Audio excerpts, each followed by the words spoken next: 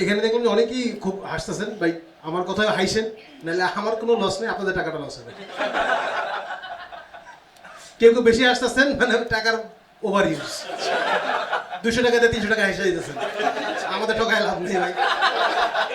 কমেডিয়ানদের পেটে লাথি দিয়ে কোনো লাভ নাই, কারণ লাথি দিয়ে বড়ই হয়েছে, ছোট হয়নি। আমি আমার বাবাকে খুব ভালোবাসি। কে কার বাবাকে ভালোবাসি? অ্যানিমেল না, বিপ্লব অ্যানিমেল না, বাবাকে সবাই ভালোবাসি। বাট ছোটবেলায় আমি বলতে পারিনি বাবাকে যে আমি ভালোবাসি তোমাকে। তো বাবা মা নিজেরা ডিসিশন নিছে যে ও কারে ভালোবাসে না আমরা চুজ করবো।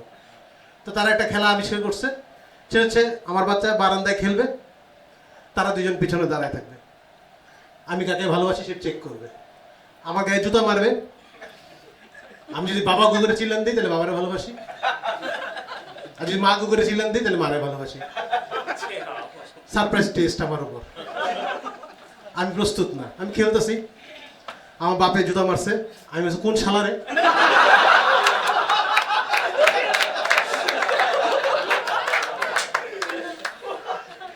এরপর থেকে আমার বাবার সাথে আমার সম্পর্ক খুব খারাপ, খুবই খারাপ। ছোটবেলায় বাবা আমার স্কুলে নিয়ে যেত, আমি যাইতাম, কয়েকদিন যাওয়ার পর জিজ্ঞেস করলাম বাবা সব বন্ধু বান্ধবের সাথে মা আসে, তো তুমি আমার নিয়ে আসো কেন? মা নিয়ে আসতে পারে, করা মা আনে দেখি তো আমি আহি। আমার বাবার প্রতি সন্দেহ বাড়ছে, শুধু তাই না, মাঝে মাঝে আরো সন্দেহ বাড়ে। একবার হঠাৎ বাবা আমার বলতে, এই তোর স্কুলে ম্যাডাম চিঠি পাঠাইছে। তখন আমি বল বাবা টেনশন করো না, তুমি চালাই যাও, আমার বলবো না, কারণ তোমার চরিত্র তো আমি জানি। সে তখনও কিছু বলে নেই। আরেকদিন গেছি স্কুল থেকে এসে বাবার বললো বাবা গুড নিউজ। কি? স্কুলে সে একটা ম্যাডাম আছে, হ্যাপি ব্যাপার। আমার আব্বা তখন খুব হাতেম হয়ে গেছে, এই নো, এটা তোমার টিচার ম্যাডাম, ওনাকে এইভাবে দেখতে হবে না, উনি ম্যাডাম, ওনাকে মায়ের মতো দেখবা। আমি সাথে সাথে মা দেখছি, মা আচ্ছা কি হয়েছে? আমার স্কুলে একটা সুন্দরী ম্যাডাম আসছে, আব্বা বলতেছে মায়ের মতো দেখতে। বলে হ্যাঁ ঠিকই তো বলছে, ওই মায়ের মতো দেখতে বলছে, আমার মা হইলে ওনার কি হয়? তারপর থেকে আমার বাবার সাথে মারও সম্পর্ক খারাপ হয়ে গেছে। আমরা এক ফ্যামিলিতে 3টা পরিবারের মধ্যে থাকি।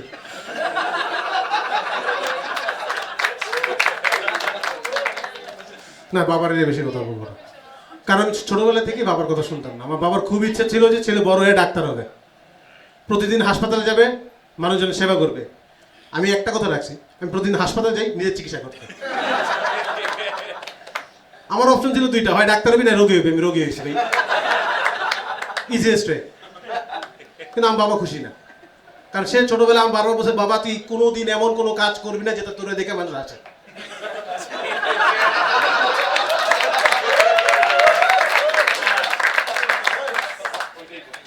আমি স্ট্যান্ড আপ কমেডি, পৃথিবীর সবাই আসে, আমার বাবা আসে না। আমাদের দেখা গেল একটা বাইন চুপ পড়ে গেল। আমি যখন পৃথিবীতে আসছি আমার বাবা সবচেয়ে এক্সাইটেড ছিল, খুব এক্সাইটেড। আমার মা হাসপাতালে ঢুকছে, মানে কেবিনে ঢুকছে, আমার বাবা একটু পর হয়েছে, ওয়েট করে না, তার কিছু হচ্ছে, আবার আধা ঘন্টা পর হয়েছে। নাচ বলে আপনি উত্তেজিত হেন না, হবে, আমরা আছি ভিতরে। আমার বাবা আবার আধা হয়েছে, হইতেছে, আল্লাহ জানে কি হইতেছে, 3 দিন ধরে হইতেই আছে। তারপরে আমি আছি, ও সাইজ দেখে বুঝছে এত, তার ঠিকই আছে। আল্লাহর কাছে দোয়া করছিলাম, মানুষ পাঠাইছে হাতি, তাও আবার সুর ছোট।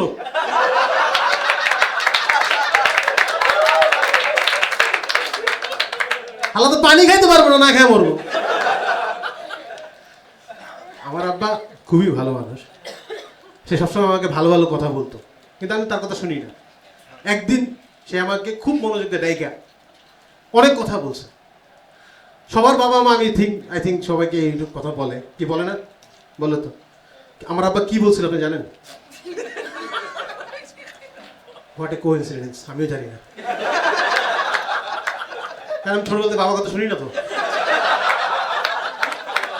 আমি আজও জানতে চাই যে উনি কি বলছেন, জিজ্ঞেস করার সাহস পাই না। আমার বাবার সাহস আমার মতো একটু কম। আমার বাবা আমার মাকে ডাকে সোনামণি, ক্ল্যাপ হবে, তারা খুব ভালোবাসে একদম। আমার বাবা মাকে ডাকে সোনামণি, জাদুমণি, ও গো, শুনছো, কি গো, এই শাওনের মা। আমি একদিন বাবার জিজ্ঞাসা, বাবা তুমি কোনোদিন মারে মান নামে ডাকো না? না। কেন?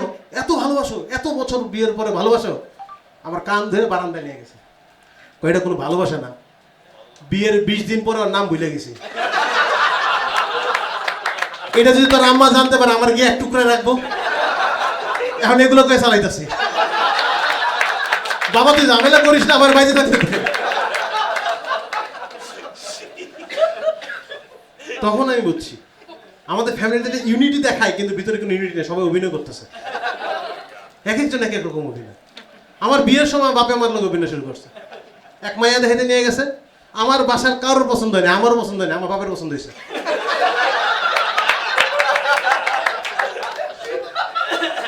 সবাইকে না না না শাওনের জন্য এই মেয়ে, আমি বলছি না আমার পছন্দ হয় না। বাবা কি নাই এই মেয়েটার মধ্যে? আমি দেখো বাবা আমার কোনো আপত্তি নেই, তুমি দ্বিতীয় বিয়ে করতে পারো। এটা আমার মা শুনে ফেলেছে, তারপরে শেষ। আমি দেখো আমার পছন্দে বিয়ে করতে হলে আমি পছন্দ করবো, তারপর আমি বিয়ে করবো। তো আমার বাবা তোলে কি হুরপুরি লে আমু? আমি কি না হুরপুরি না, তোমার ব্যবহার দেখলে এমনি পরি রে আমার কাছে, আমার তুলে নেওয়ার লেগে। হ্যাঁ, ছোটবেলায় আমি ভাবতাম যে আসলে আমি অনেক কিউরিয়াস ছিলাম, বাবা মারে বিভিন্ন অকওয়ার্ড প্রশ্ন জিজ্ঞেস করতাম। একবার আমি মারে জিজ্ঞেস করছি, মা আমি হইলাম কেমনে?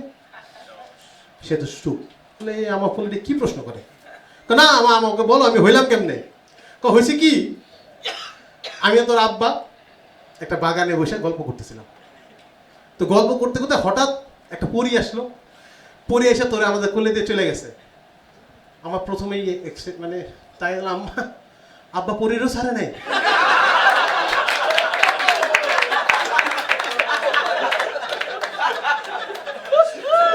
পরী বাঁচতে পারে নাই। আমার ছোট ভাই এসে পরে তার একই প্রশ্ন, আমার ভাই তো সে আমার প্রশ্ন করছে, আম্মা আমি হইলাম কেমনে? আমি তো দেখতেছি সেম প্রশ্ন, একই কথা বলবেন। আম্মা এবার অ্যালার্ট, না আগের কথা কোয়া যাবে না, পোলাবানের মুখ খারাপ, কি না কি কই দিব। তো আমরা বাগানে বসেছিলাম, হঠাৎ করে দেখি একটা ছেলে কাঁদতেছে, তারপর তোমার পাইলাম।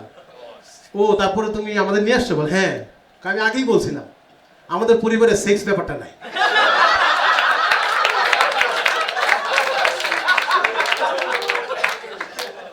আমরা এত কনজারভেটিভ, এত বাবা মারে ভয় পাইতাম।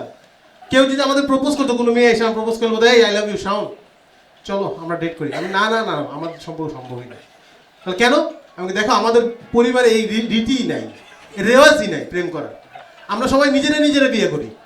মানে হ্যাঁ, আমার আব্বা বিয়ে করছে আম্মারে, কাকা বিয়ে করছে কাকিরে, মামা বিয়ে করছে মামিরে, চাচা বিয়ে করছে চাচিরে, খালা বিয়ে করছে খালুরে। সো আমরা বাইরের মানুষের বিয়ে করি না। অদ্ভুত। আমার জীবনে প্রেম করছেন কে কে ভাই? প্রেম হাত আওয়াজ দিই না করে না, এমন কেউ নাই। হ্যাঁ, অনেকে দেখবেন যে এই শোতে আসে, আমি দেখছি বিভিন্ন লাফটার শোতে আসে হাসতে, আবার কেউ আসে হাসবো না, হাসায়া দেখা, পারলে হাসায় দেখা। আমার কাছে মনে হয় তারা তো এমনি হাসি বন্ধ রাখতে পারে না, পেছনে সাপোজিটরি দিয়ে আসে, আটকে দেয়, পারলে হাসায় দেখা, হাসলি বেড়ে যাবে, হাসে দিছে, টাকাটা চলে গেল।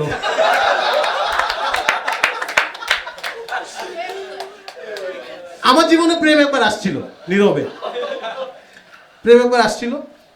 তো প্রেম করার পরে আমি যখন একটা মেয়েরা হাই দিলাম, সে অপোজিট থেকে হ্যালো, প্রথমেই সে আমাকে বললো নাইস ডিম্পল। আমি তো পড়ে গেলাম, এই মেয়েটা পড়বই। পরে হাসি দিলাম, হাসি দেখলো, ভিডিও করলে বলো তোমার গালের ডিম্পলটা খুব জোস। আমি কি বলো, এরকম ডিম্পল নিচে আরো 2-3টা আছে। আর বাবা আমি নাবির কথা কইছিলাম, ব্রেকআপ। আমার কথায় মেয়েরা পড়ে না। বহু কষ্টে এলাকার সবচেয়ে সুন্দরী মেরে আমি 2 ঘন্টার জন্য পাঠিয়েছিলাম। আমি কিছু বই দেখ, আমার এই দেহ দেখে কেউ প্রেম করে না, বন্ধু বান্ধবরা পাত্তা দেয় না, বাপ মা ত্যায্য পুত্র করার মতো অবস্থা বিয়ে দিতে পারতেছে না। 2 ঘন্টা লেগে আমার লোকের লেগে চল, আমি ছবি টবি তুলে দেখাবো যে আমারও প্রেম হয়, মেয়েরা আমার জন্য পাগল হয়। খুব কষ্টে রাজি করেছি, এলাকার সবচেয়ে সুন্দরী মেয়ে। লেকে নিয়ে গিয়ে বসছি, প্রেম তো জীবনে করি নাই, প্রথমে কে কথা কইব কে জানে।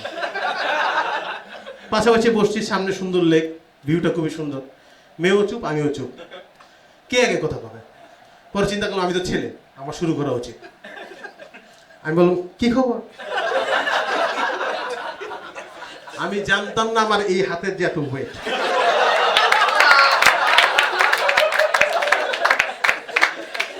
কি খবর বলার সাথে সাথে মেয়ে ডিরেক্ট লেগে আমার চোখের সামনে স্লাইড শো, আমি এলাকার সবচেয়ে সুন্দরী মেয়েটারে নিয়ে আইছি। এলাকায় যদি ওরে ছাড়া ঢুকি পোলা পাই না আমার মেরে নেব। আমি আল্লাহর কাছে দোয়া করতেছি, আল্লাহ আরো বাঁচাও। আমি তো সাঁতার পারি না, আমি লাফি দাঁড়াবো, আমি আমার জীবন রিক্সে ভালো থাকবো। আল্লাহর ডাকতেছি, কান্নাকাটি করতেছি, বাট আমার কথা আল্লাহ না শুনলো, জলপুরি শুনছে। জলপুরি একটা মেয়ের কোলে নিয়ে উঠে দেয় শাওন না, আর কান্দিস না, এই দেখ তোর গার্লফ্রেন্ডকে আমি বাঁচাচ্ছি ধর। আমি চেহারা দিয়ে তাকাই বলছি এটা আমার গার্লফ্রেন্ড না, আমার গার্লফ্রেন্ড অনেক সুন্দর ছিল, চেঞ্জ। বলে হারামজাদা এটাই তোর গার্লফ্রেন্ড, পানিতে করে মেকআপ উঠে গেছে।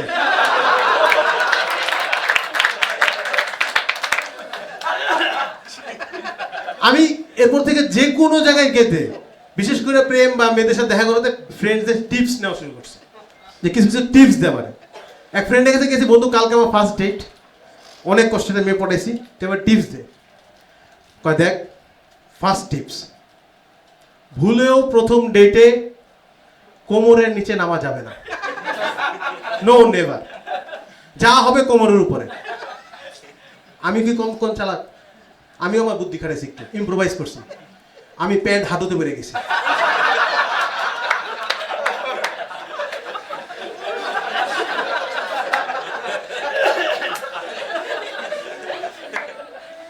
ভাই প্রেমের 4টা ধাপ আছে, কে কে জানেন? প্রেম করতে হলে এই 4টা ধাপ আপনাকে জানতে হবে। এনিওয়ান? আমি শিখাই দিচ্ছি, আমি নিজে করি নাই, হয় না কেউ করে শিখে কেউ পড়ে শিখে, আমি না করেই শিখছি, শুনে শিখছি। প্রথম ধাপ, হাতে হাত, রাইট? মিলে গেলে হাত তালি দিবেন প্লিজ। 4টা ধাপ বলো। প্রথম ধাপ হাতে হাত, মিলছে মিলছে মিলছে, মনে হচ্ছে নৈবিত্তিক পরীক্ষা দিয়ে আসছি, এখন মিলাবো, ক্রস চেক। প্রথম ধাপ হাতে হাত, দ্বিতীয় ধাপ হাতে ওঠা, থ্যাংক ইউ। তৃতীয় ধাপ ওটাতে হাত। কেউ গেস করতে পারবে লাস্ট ধাপ কি? প্রথম ধাপ হাতে হাত, দ্বিতীয় ধাপ হাতে ওঠা, তৃতীয় ধাপ ওটাতে হাত, চতুর্থ ধাপ ওটাতে ওঠা। ফিনিশ। আমাকে একজন জিজ্ঞেস করছে, খুব নবীন জেনজি, যে ভাই প্রেম কি? আমি সিম্পল এক লাইনে বলে দিছি, প্রেম ইজ ফ্রিতে লাগানো ধান্দা। টাকা খরচ করতে চায় না যারা, তারাই প্রেম করে। দেখা শেষ, কথা বেশ, খাওয়া দাওয়া শেষ, বাড়ি ঘর খালি ঘর।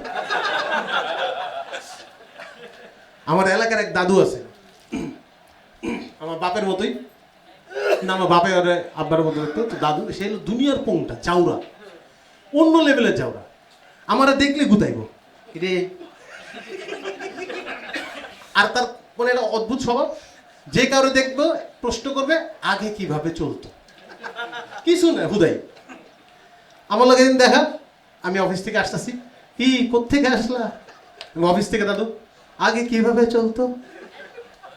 আমি আগে আমার আব্বা চাকরি করতো, এখন আমি করি, আব্বাই বাসায় আছে। ওকে গেল। একদিন বাজার থেকে আইতেছি, আবার দাদুর লোকে দেখা, কি করতে আইলা? বাজার থেকে। আগে কিভাবে চলতো? আমি দাদু আগে আব্বা চাকরি করতো, আব্বাই বাজার করতো, এখন আমি বড় হয়েছি, এখন আমার বাজার করা লাগে, আমি বাজারে যাই। হয়েছে সরো। বিয়ে করে বউ নিয়ে আইতেছে আমার দাদুর লোকে দেখা, বুইরা খাটাস। আমার কি কে এটা? আমি তোমার বৌমা, নাত বউ। আগে কিভাবে চলতো? আমি কেমনে কমো আগে কিভাবে চলতো? ওরা আমি কেমনে বুঝাবো বুইরা বেড়া? আমার একদিন হঠাৎ জিগায়, শাউন তোরা কয় ভাই বোন রে? আমি বললাম আমি হইতেছিলাম না, আবার কয় ভাই বোন? আমার আব্বা 4-5 ঘন্টা হাসপাতালে কি হয়েছে জানি আমার বের করছে। আবার জিজ্ঞেস কয় ভাই বোন? আমার মেজাজ খারাপ, দাদুর জিজ্ঞেস তোমরা তোমার পোলাবাইন কটা? 40টা। মানে কি তোমার কি আর কোনো কাম ছিল না? সে খুব মাইন্ডে নিছে ব্যাপারটা। মানে কাম ছিল না মানে? তো 40টা কেমনে হইলো? তোমার কাম ছিল না? তোর আব্বার একটা কেমনে হলো? তোর আব্বার কি দম ছিল না? অদ্ভুত। আমি দাদু তোমার সাথে কথা কয়ে পারুম না, হ্যাঁ তোমার 40টা কেমনে হয়েছে আমি দাদির কাছে জিজ্ঞাসা করো। ফোন দাও। দাদিটা ফোন দিছে অন স্পট, জায়গায় দাঁড়ায়। দাদি, দাদু খুবই ফাজিল লোক, উল্টা পাল্টা কথা কয়। ওনারা জিজ্ঞেস করছি 40টা বাচ্চা কেমনে হলো, উনি উল্টা পাল্টা কথা কইতেছে। তুমি বলো আমার কেমন 40টা হয়েছে? দাদি দাদুর থেকে এক কাটির উপরে। সে আমার কাছে দেখ রে, ব্যাপারটা হচ্ছে কি আমরা তো আগের দিনের মানুষ, তখন বাসায় কারেন্ট ছিল না, সারাদিনই অন্ধকার, কে আইছে কে গেছে কইতে পারি না।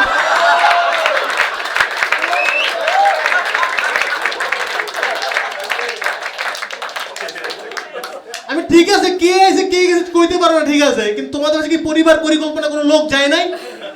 তো আসছিল একটা মহিলা সুন্দরী, তারপর ওর বাসায় 20টা। তোর দাদুরে বুঝাইতে আসে, তোর দাদু কি জানি বুঝাই দিছ রে। অদ্ভুত। আমার এক ফ্রেন্ডের বাসায় আদমশুমারি লোক আসে না মাঝে মাঝে, গণনা করে।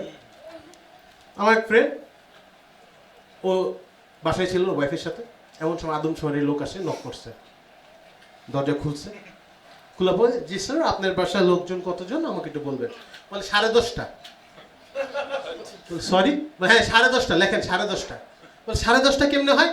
10 জন আসে আর একটা প্রসেসিং ছিল, আপনি কলিং বেল চাপছেন। এটা যদি ঠিকঠাক হয় তাহলে 11টা হবে। অদ্ভুত অদ্ভুত। চিড়িয়াখানে গেছেন কে কে? চিড়িয়াখানা গেছেন? Wow nice. আর কেউ কেউ যায় নাই, স্বীকার করে না? গে সবাই গে সবাই। প্রথম কাছে কি থাকে? বান্দর। বাবা তাও বলেন না, আমাদেরকে হাতি বলেন নাই, বান্দরই থাকে। তো প্রথম কাছে এক বান্দর থাকে। আমি গেছি চিড়িয়াখানা, গিয়ে দেখি যে প্রথম কাছে এক বান্দর, তো সব বান্দর লাফালাফি করতেছে, চেঁচামেচি করতেছে, একটা বান্দর চুপচাপ বয়ে রয়েছে। আমার খুব ভালো লাগছে যে একটা নীরব বান্দর পাইছি। পকেটে ছিল বাদাম, আমি বান্দরের বাদামটা খেতে দিছি। বান্দরের অদ্ভুত ক্যারেক্টার, সে বাদামটা ক্যাচ ধরছে, ধরে খায় নাই, ধরে প্রথমে সে পিছনে দিছে, দেন খাইছে। ইয়েস রমেন। তারপরে খাইছে। আমার তো মেজাজ গরম। আমি বান্দরের মালিক কে দিকে আসেন। বলে কি হয়েছে স্যার? আপনার বান্দর বেয়াদব, এটার প্রথম খাঁচা থেকে সরান। স্যার সরি স্যার, এটা আমি দেখতেছি যে আসলে ওর দোষ না, দোষটা হচ্ছে কিছুদিন আগে ও একটা বেল খায় ফেলাইছে। খায়া তো ফালাইছে, কিন্তু বের আর করতে পারতেছে না। 7 দিন 8 দিন 10 দিন পর্যন্ত বের করতে পারে না। আমরা ব্লেড দিয়ে পিছনে কাইটা করে বেলটা বের করছি। এরপর থেকে সতর্ক হয়ে গেছে, যা খায় প্রথমে মাপ দেয়, বাইরের মতো।